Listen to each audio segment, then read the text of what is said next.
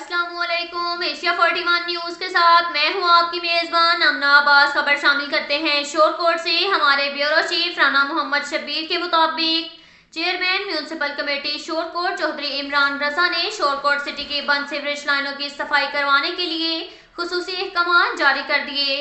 अहकाम मिलते ही सैयद महमूदुल हसन शाह ने जावेद इकबाल, उस्मान भट्टी और म्यूनसिपल कमेटी शोरकोट के अमला के सफाई के हमरा शोरकोट सिटी में दिन के औकात के बाद रात गए भी सफाई सुथराई का काम जारी रखा।